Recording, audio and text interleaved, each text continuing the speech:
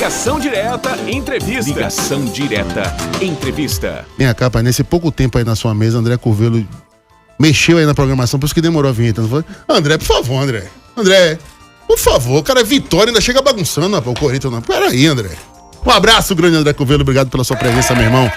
E a gente vai conversar hoje, no retorno do Clivale Mais, com a doutora Natália Quirino, sobre diabetes. Doutora, bom dia, bom Marcelo dia. Carvalho e Darina, é um prazer estar aqui com vocês. Bom dia, doutor. Bom dia aos ouvintes da Salvador, né, FM, e vamos nessa, né, bora aguardar as perguntas. Quem tiver suas dúvidas, aproveita, né, diabetes, gente, é uma doença extremamente prevalente, né, hoje no mundo, então a importância de falar sobre o diabetes hoje é extrema, visto as complicações que podem causar uma hiperglicemia não tratada. Né, hoje se sabe que em torno de 537 milhões de adultos no mundo, né, entre 20 e 79 anos, representa, né, o todo, né, do diabetes que a gente já tem registrado pela Federação Internacional de Diabetes. Então, pelo número, né, pela quantidade de pessoas, a gente acredita que é muito importante estar falando sobre o diagnóstico, as complicações, né, os sintomas que podem deixar a dúvida. Então, vamos nessa. Estou aqui disponível para todos. Beleza. Doutora, tá vendo aí? Nem doeu. Já começou excelente. Tô brincando com a doutora porque é a primeira vez dela em rádio, né, doutora? Exatamente. Tô estreando com vocês. Relaxe, né? Mas já gostei dessa blusa do Bahia, viu? Ave Maria! Bora Bahia! Eu já gostei da senhora também, viu? Apesar de, né? Apesar. Sua parceria, né? Ser meio Exato. mala. Mas a gente entende. A doutora Natália, ela é endocrinologista da Clivale Mais. Você pode também participar tirando suas dúvidas, ligando pra gente pra falar ao vivo pelo 7133329230 ou pelo zap 999059230. Doutora, como é que é feito o diagnóstico da diabetes? E os sintomas, para quem ainda não está diagnosticado? Vamos lá. Hoje, né, nós temos, de alguma forma, uma certa facilidade no rastreio, né? Qualquer exame de sangue, seja na unidade básica de saúde, no interior, na capital, sempre alguém vai pedir uma glicemia de jejum, né? Então, é o primeiro passo, né? Vamos avaliar. Se essa glicemia de jejum estiver entre 101 e 125 miligramas por decilitro, a gente já liga, né, o alerta, ali já pode configurar um pré-diabetes, tá? E o diabetes mesmo, né, seria uma glicemia de jejum maior ou igual a 126, ou um teste oral de tolerância à glicose, que é um exame laboratorial no qual faz uma ingestão de uma sobrecarga de glicose, maior ou igual a 200, tá? Associado a uma hemoglobina glicada maior do que 6,5%. Lembrando que esses exames, eles devem ser repetidos mais de uma vez para a confirmação. Outro detalhe importante que não devemos esquecer e que na prática a gente acaba vendo, né? Há muitos anos atrás já trabalhei também em posto de saúde e de alguma forma chega mais. Que é sintomas que todos nós devemos estar alertas, que são, a gente, né, de forma mais técnica, chama de poliúria, polidípsia e polifagia, que é um aumento acelerado, né, da fome, da sede, uma vontade, né, de urinar a madrugada inteira. Vou falar de forma bem coloquial para que todo mundo possa entender, porque, gente, é algo muito, muito sério, associado a uma perda de peso importante. Então, não é aquela perda de peso de, eu perdi 2 quilos em 6 meses. Não. É uma perda de peso, né, bem importante. É o que a gente costuma falar, a pessoa ficou chupada. Exatamente, bem por aí. Então, se caso alguém perceba isso entre os amigos, os familiares, vamos ligar o alerta, tá? É necessário dosar uma glicemia, que inclusive pode ser de forma aleatória. Passa ali no posto de saúde, mede. Caso tenha esses sintomas associados a uma glicemia maior do que 200, ainda que de forma aleatória, muito provavelmente é diabetes. Tá? E aí a gente segue, né, o fluxo diagnóstico com dosagem de hemoglobina glicada, outra glicemia e, obviamente, instituir o tratamento o mais rápido possível, principalmente nesse grupo de pacientes que eu referi, né, que tem a famosa polis, né, que a gente chama com perda de peso. Aí a gente não tem mesmo que perder tempo, tá? Doutora, a senhora me permite uma dúvida? Claro, com certeza. Dificuldade de cicatrização também é um sintoma ou é só, assim, uma fase mais avançada da doença? Olha, vamos lá, essa pergunta é interessante, né? Tem muita gente que acaba chegando no consultório, eu vim porque eu acho que eu tô com diabetes, porque eu tô com dificuldade de cicatrização. Depende, né? De uma forma geral, a gente não pode afirmar que uma dificuldade de cicatrização já é um diabetes, tá? Não mesmo. Então, pode ser.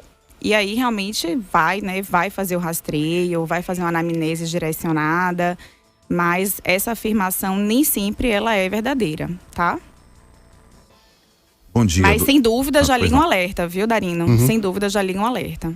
Beleza. Bom dia, doutora Natália. Muito obrigado pela sua participação no programa Ligação Direta. E lembrando que, além da participação pelo telefone e pelo WhatsApp, você também vai lá no nosso chat ao vivo, na live do YouTube, e deixa a sua pergunta, a sua dúvida. Bom, digamos que a pessoa já tenha detectado essa pré-diabetes, doutora. Então, a partir de agora, ela começa a mudar a alimentação. Qual é o processo para poder tentar reverter essa situação? Pronto. Então, assim, a gente vai falar um pouco agora, né, do que seria um pré-diabetes. Que sim, pode evoluir para um diabetes, caso não diagnosticado no tempo certo, caso nada seja feito.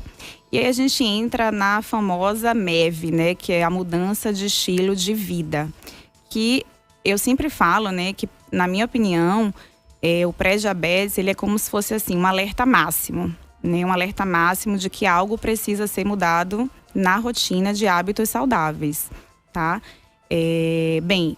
Só relembrando, né, que o pré-diabetes seria aquela situação na qual uma glicemia de jejum passa de 101, mas fica menor do que 126, e uma hemoglobina glicada ali entre 5,8 e 6,5, tá? Isso é importante. Nesses casos, torna-se muito importante o início de uma atividade física, caso a pessoa esteja sedentária, obviamente, e também uma orientação toda voltada de forma individual da parte nutricional. É claro que a gente tem, né, orientações básicas, né, relacionadas à alimentação, que, né, o endocrinologista faz em consultório. Mas o ideal é realmente um profissional de nutrição, porque a gente sabe que manter uma alimentação saudável diariamente não é simples e não é fácil, né? A gente luta diariamente para tentar manter os bons hábitos. E um profissional de nutrição também nos auxilia muito. Eu sempre costumo fazer essa casadinha. O recomendado, né, pela Sociedade Brasileira de Diabetes em relação à atividade física é em torno de 150 minutos por semana, né, de atividade aeróbica para o pré-diabetes. 150 minutos por semana? 150 de moderada a intensa. E o diabético mesmo, já diagnosticado, teria uma associação com a atividade de musculação, né? Que é uma atividade que a gente chama de resistida, né? Assistida. Que seria em torno de 3 vezes por semana em dias não consecutivos, tá? Então, é como eu disse, né? Na minha opinião, é um alerta. É um alerta de que algo precisa mudar. Mas também, gente, assim, é interessante a gente colocar aqui, porque isso eu vejo na prática de consultório, que nem sempre, né, o pré-diabético também é aquele paciente que está muito acima do peso, né, que tem uma alimentação péssima. Na prática, a gente vê que tem pessoas, né, que tem um índice de massa corpórea adequado, se alimenta bem, mas temos o fator genético, que é muito importante também, né? Pessoas que às vezes têm pais diabéticos, irmãos diabéticos, então a gente sabe que isso também, infelizmente, aí vai influenciar, né? Não é só aquela pessoa que tem hábitos, digamos que não favoráveis à saúde, tá? Mas o recomendado é sempre, né, melhorar a ingestão de carboidratos simples, né, na dieta. e sim, ou otimizar ou iniciar uma atividade física. A gente está conversando com a doutora Natália Quirino, ela é endocrinologista da Clivale Mais. Doutora, eu quero fazer 2 perguntas em uma. Primeiro, esse quadro de pré-diabetes, ele é reversível? A pessoa pode se curar ou não? E outra, queria saber, e aí uma pergunta que não é minha, da Janete Peixoto, sobre impacto emocional na diabetes. Porque ela relata aqui o seguinte, ó. Medi a glicemia de minha tia, deu 136, está oscilando a cada dia. Ela ficou assim depois que o irmão estava no hospital e infelizmente faleceu. Quer dizer, então tem algum impacto da situação emocional da pessoa? E a primeira pergunta, só para a senhora não esquecer, se o pré-diabetes tem chance de cura. Pronto, sim. O pré-diabetes, ele pode sim, né, ser reversível. De uma forma geral, não é a maioria, né, que tem a reversão. Mas sim, eu já vi muitos casos em consultórios de uma melhora glicêmica importante com mudança de estilo de vida, tá? Então, óbvio que isso vai depender de outras, né, situações do contexto do paciente. Genética familiar, como eu citei anteriormente, mas de uma forma geral, sim, Darino. Sim, isso pode ocorrer, tá? Então, não é caso perdido, não. Graças a Deus. Em relação à pergunta, ao comentário da Janete Peixoto. Janete Peixoto. Janete, na prática, nós vimos que um estresse importante, um trauma, uma perda familiar, como foi o caso da sua tia, sim, pode alterar um quadro de uma glicemia já previamente, que já devia estar ali, né, no pré-diabetes, 101, 105, passou por um estresse maior e ela aumenta, assim como a pressão arterial também. Então, é sempre importante você também estar medindo na sua tia a pressão arterial, tá? Nesse caso, né, que já está em 137, minha opinião é que você deve, né, pode procurar um clínico geral, né, se não for um acesso direto ao endocrinologista, ou de preferência, óbvio, um especialista, para dosar novamente uma glicemia em torno de 10 a 12 horas de jejum e uma hemoglobina glicada, tá? Mas, sim, algum nível, provavelmente, ou pré-diabetes ou diabetes, acredito que sua tia tenha. Agora, esse valor 137 também temos que ver se foi em jejum, se foi após uma alimentação, né, com excesso de carboidrato. Então, tem esse viés que a gente também não pode afirmar 100%, porque eu não sei esses detalhes, tá? Mas, sim, já liga um alerta. Até porque estresse, traumas, perdas, todo mundo tem, né? E nem todo mundo fica com hiperglicemia, né? Então, até a própria pressão arterial, né? Nem todo mundo é hipertenso porque passou por um estresse. Então, sim, vamos ligar esse alerta. Não fique preocupada, né? Você citou em relação ao estresse emocional. É manter a calma agora e partir do início. Vamos rastrear, vamos avaliar se é isso mesmo que está acontecendo, tá? Converse com sua tia, mantenha ela calma dentro das perdas que ela teve, para que a gente possa investigar de forma que tenhamos certeza do diagnóstico. E caso tenha, né, vamos tratar. O importante é tratar, é não deixar a coisa, né, seguir, progredir. Quando vai lá, vamos repetir essa glicemia daqui a 2 anos. Aí, nesses 2 anos, a gente não sabe, né, o que é que vai acontecer, tá certo? Mas fique tranquila, né? Segue essa linha que não vai dar erro, não. Você também pode fazer como Janete, que mandou sua mensagem pelo chat ao vivo na live do YouTube ou pelo WhatsApp, como o anônimo aqui. Mito ou verdade? Quando os avós têm a diabetes, os netos têm grandes chances de ter também? As chances são maiores se os pais ou os avós tiverem, ou é tudo normal? Mito. Vamos lá. Falar a palavra mito, ela é um pouco assim abrangente. O que é que eu prefiro falar, tá? Sim, o fator genético vai contar. Sem dúvida, se você tem pais diabéticos, né, associado a avós também que são diabéticos, a chance ela é maior, tá? Mas não é um fator que é causal. Não, meu pai é diabético, minha mãe é diabética, eu também vou ser diabética. Não. Eu recebo foi até interessante esse comentário, porque eu recebo muitos pacientes que chegam até para rastreio. Não, meu pai é diabético, acabei vindo. Tudo bem, eu acho ótimo, porque de alguma forma é um autocuidado, de alguma forma A gente aproveita e já faz outros exames, né? Junto com a glicemia, investigação de colesterol, enfim. Mas é um mito. Porém, não podemos esquecer que a genética ela existe para todos nós, né? Para todos nós, tá? Uhum. Emerson de Pernambués está adorando a entrevista, elogiando a doutora e deixa aqui uma dica para o próximo tema aqui no nosso quadro da Vale Mais, que é a anemia falciforme. Anotada a sugestão, traremos esse tema nos próximos programas. E tem uma pergunta também do Léo do Cabula, que é uma dúvida que eu compartilho, viu? Bom dia, bancada, melhor programa do Brasil. Aí elogia para nós, viu, doutora? Licença aí. Olha. Pergunta a doutora aí. Qual o melhor açúcar para consumir? O branco, mascavo, demerara ou adoçante? É a pergunta do Léo Araújo do Doron. Maravilha, essa é Léo. ótima. Vamos lá, Léo. Excelente pergunta também. Temos que lembrar que estamos aqui hoje, nosso foco é o diabetes, né? O diabetes e o pré-diabetes. Então, Léo, é diferente. Não sei, né, se você já tem essa alteração glicêmica, mas nos indivíduos que já apresentam, né, alteração de hiperglicemia, Léo, o açúcar eu não recomendo de nenhuma forma, tá? A recomendação é o uso do adoçante. E óbvio, adoçante a gente sabe que tem relação também com o paladar, né? Tem gente que prefere marca X, marca Y. A doutora adoçante, nenhuma marca, ninguém merece. Pois é, né? Sinto o adoçante muito. A gente vai... Que nenhuma marca de adoçante venha patrocinar o Ligação Direta depois do que eu falei aqui. Meu Deus do céu. O adoçante a gente sabe que é uma adequação de paladar. No início, às vezes, é difícil mesmo, tá? Ô, doutora, eu tô tentando há 20 anos. Às vezes, eu oriento ir mudando, né? Ir mudando a marca, mudando o adoçante. Eu gosto muito do xilitol, tá? Ele tem é um grão parecido com açúcar, né? Um adoçante. E, na minha opinião, ele tem um sabor mais palatável. Xilitol. Vou procurar. Tá? Xilitol. Geralmente essas lojas a Se eu não gostar, eu vou pedir reembolso pra senhora. Pronto, combinado.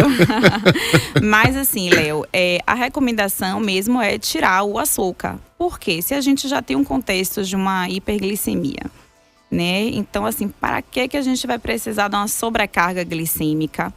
É óbvio que isso... Estou falando assim de uma forma geral, mas um indivíduo que, exemplo, é atleta, né, que corre aí 5 a 10 quilômetros todo dia, treina forte, ele talvez possa se dar o luxo, né, de ter uma ingestão maior, mas ainda assim tem que tomar muito cuidado, né, porque na prática eu sempre falo, né, que a alimentação do baiano é uma alimentação rica em carboidrato. Aquele café da manhã que tem cuscuz, aí tem um pedacinho de bolo, aí tem um pãozinho ali que mesmo que seja integral é um pãozinho. Por que a senhora tá olhando pra Marcelo Carvalho? Eu não entendi.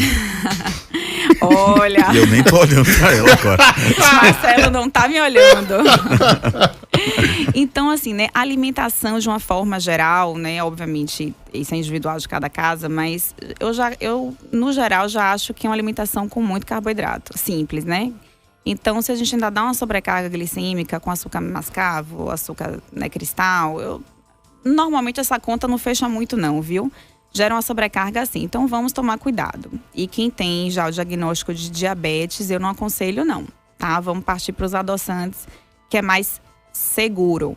Até porque nós temos que lembrar que muita gente fica na dúvida, né? O diabetes, essa glicemia alta, vai me causar o quê? Gente, nós temos que lembrar que, assim, no momento, né, do diagnóstico do diabetes, a gente já tem que fazer alguns rastreios das possíveis complicações, né? Qual é o problema do diabetes, da hiperglicemia? Muitas vezes é assintomático, a pessoa não sente nada, vai ali, faz um exame de rotina e quando vê tá lá uma glicemia 190, né?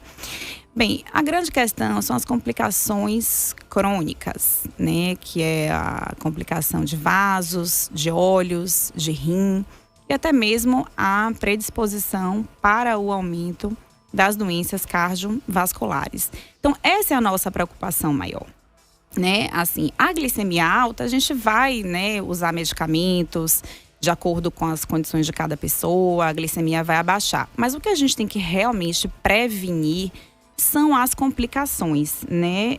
Só para vocês terem, que são o que a gente chama de micro e macrovascular, né? Então, só para vocês terem noção, né, no momento do diagnóstico, de 8 a 16% já pode ter uma retinopatia no olho, que é a complicação dos vasos dos olhos, podendo, a longo prazo, até mesmo levar a uma cegueira, né? Então, todo paciente diabético deve, uma vez por ano, ter avaliação com oftalmologista. Isso é rotina e eu vejo que muitas pessoas acabam esquecendo. Não pode esquecer, tá? Olho precisa enxergar, então vamos cuidar dele também. Perfeito. Né? Assim como muita gente também chega, eu fico com aquela dorzinha no pé, uma sensação de pé fofo. São uma possibilidade, né? São as neuropatias periféricas do diabetes. Que, na prática, as pessoas perdem muita qualidade de vida. Então, temos que tomar cuidado para evitar essas complicações, tá?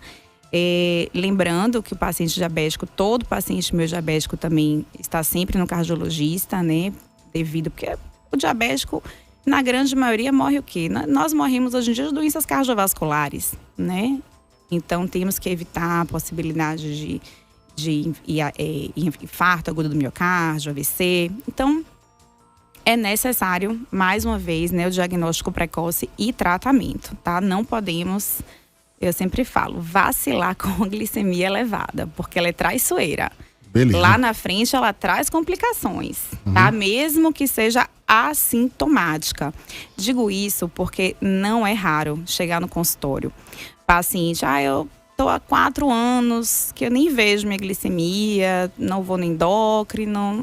Fui, mas até medi que estava alta, mas não liguei não. Por quê? Porque eu não tô sentindo nada. Tá tudo bem, minha vida tá ótima. E aí, quando a gente vai investigar um olho, vai investigar um rim, tá lá a complicação. Então, vamos estar atentos. Perfeito. Bom, doutora, tem perguntas aqui, é do Romilson da Mata Escura. Tem um colega que não consegue segurar a urina. Isso é normal? E eu vou aproveitar a pergunta do Romilson e fazer a seguinte pergunta. Dos vários sintomas recorrentes em relação à pré-diabetes, eu preciso, ter no mínimo 2, 3 para identificar de fato que eu estou com pré-diabetes? Pronto. Vamos lá. A pergunta do ouvinte foi em relação que o amigo não consegue segurar a urina. Olha, a gente não pode afirmar que um paciente tem diabetes por conta disso, porque, na verdade, existem várias causas de incontinência urinária. Porque seu amigo tem incontinência urinária. Então, o que é que eu sugiro para o seu amigo, né? Para o seu amigo? Fazer um exame básico de rotina, glicemia, colesterol, função renal. Se vier tudo normal, acredito que o caminho seja investigar uma incontinência urinária, talvez com um urologista, tá? Só isoladamente essa queixa fica vago, tá? A gente não pode afirmar não, porque como eu disse previamente, deve ter sido isso que você talvez tenha se atentado e tenha perguntado, foi aquela situação que eu comentei da fome excessiva, da sede excessiva e de uma vontade de urinar excessiva, tá? Talvez tenha sido isso o seu alerta, mas tem que ter todo esse contexto que eu falei, tá certo? Mas fala para o seu amigo para fazer os exames dele de rotina. E caso esteja normal, acho que o caminho é um urologista.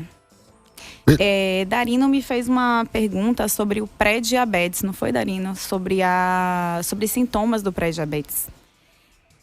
Darino, no geral, é assintomático, tá? No geral, pré-diabetes é assintomático. É por isso que a gente tem tanto cuidado, né, em abordar o tema, porque a pessoa não vai sentir dor, mal-estar, às vezes sente, claro, mas no geral não, no geral é assintomático, tá?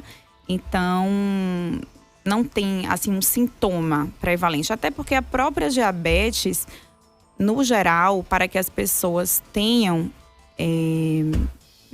sintomas, etc., demora um tempo, a glicemia tem que estar realmente muito elevada, tá? Beleza. Não sei se eu fui clara. Claríssima. Infelizmente, doutor, o nosso tempo acabou. Mas eu tenho uma... Eu não sei se é boa, espero que a senhora enxergue como boa notícia para lhe dar. A senhora vai ter que voltar. Pronto. Porque são muitas perguntas pendentes aqui no WhatsApp. O pessoal também participando pelo chat. Se tiver mais alguma, bora nessa. Mas o problema é que a gente também tá, né? Tá apertado o tempo, né? Exatamente. E assim, ó, isso é porque a senhora tava insegura pra falar. Imagine, deu aula. Mandar um abraço pra Marlene Almeida, pra Janete Peixoto, pra Naite Ferreira. Um beijo a todos vocês que participaram aqui pelo chat. Doutora, o convite está mais do que feito para que a senhora volte o quanto antes. É um assunto muito amplo, né? Muito. Uma doença crônica, né? A partir de uma certa idade, então... E foi interessante você ter falado, só para finalizar aqui o assunto, que você acabou de falar, a partir de uma certa idade. Né? Nós temos que lembrar que existe o diabetes até no recém-nascido, né? Mas de uma forma geral, até porque eu sou endocrinologista de adultos, né? Pode acometer qualquer idade. E principalmente hoje, que nós vivemos uma epidemia de obesidade, a gente acaba vendo na prática uma hiperglicemia associada, tá? Então vamos fazer atividade física, vamos melhorar a alimentação e contar aí com a genética, uma genética privilegiada. Amém. Tá bom? Mas, gente, um prazer, espero voltar em breve. E o que eu puder, né, auxiliar, estarei lá na clínica. Muitíssimo obrigado. Essa foi a doutora Natália Quirino, endocrinologista da Clivale Mais, no Ligação Direta Entrevista de hoje. Ligação Direta Entrevista. Ligação Direta Entrevista. E vamos para o trânsito às 8h30. Atenção.